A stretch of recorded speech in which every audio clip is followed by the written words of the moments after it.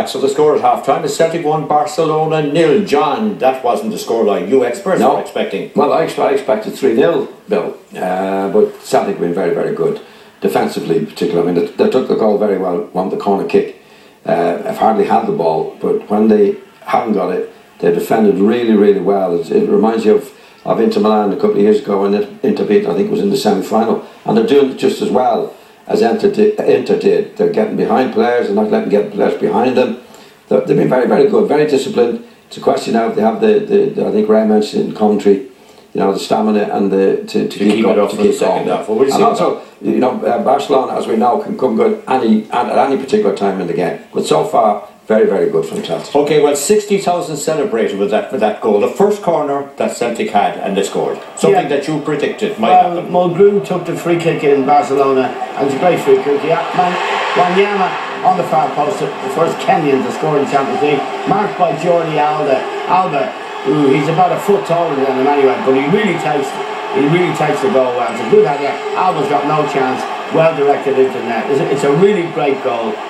And Mulgrew delivers a very, very good cross, as he did in the new camp. And there's a disdain Barcelona have for the basics of defending, and it's punished there as it was by Barcelona, and it will be punished again by better sides. Okay, now Liam, you, like John, were over the moon, if I may use the cliche, about Celtic's defence. It was really, really good, wasn't it? Highly organised. Well, it's simple, Bill. You cannot give these Barcelona players space, so they're denying them space. They're forsaking 3/4 of the pitch and lining up on the edge of their own box and saying, right, we're going to be disciplined, we're going to deny you space, we're going to stay with runners, we're not going to make rash challenges in the penalty area, and they've done it very, very well. And this passage of play shows how disciplined Celtic are.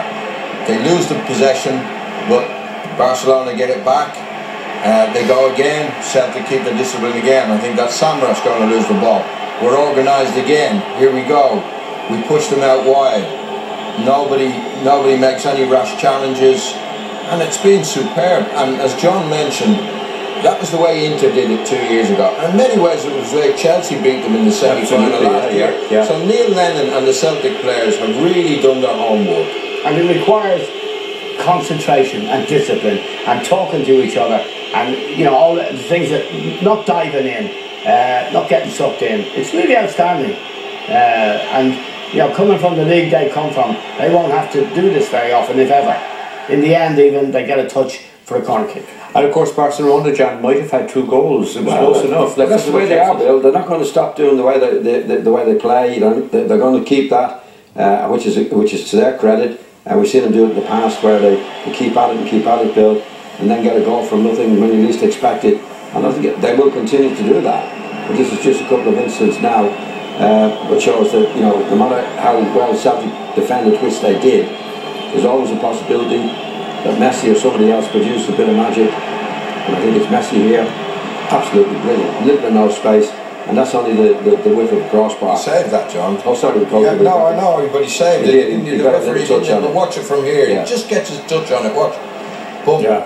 That's the difference of goal. Yeah, so when they look like doing nothing, as if they're doing nothing, Bill, you can strike at any there, say they are hitting the upright from a corner kick. So, not that anybody's writing them off, but it would be foolish for anybody to write Barcelona.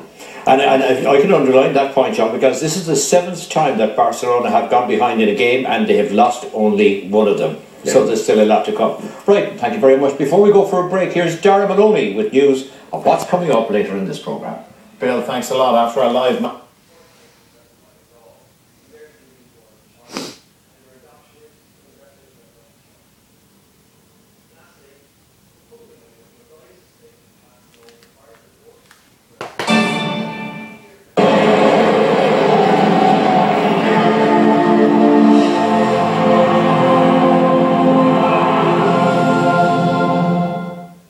Celtic versus Barcelona is brought to you by PlayStation, UEFA Champions League sponsor.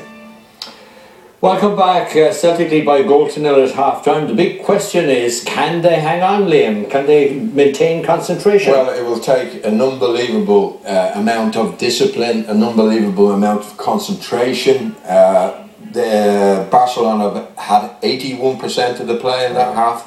And you know, when you haven't got the ball, that's the most tiring part of the game, when you're chasing the opposition.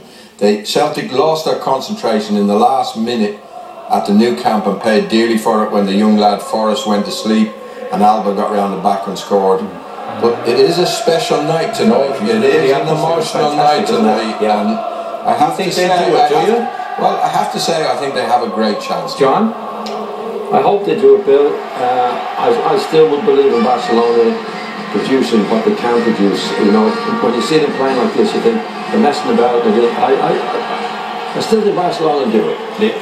I think Celtic will get a result there. I don't think Barcelona will score 2 goals in the second half. All right, let's see what happens. And return to our tonight's commentators, Ray Houghton and George Hamilton.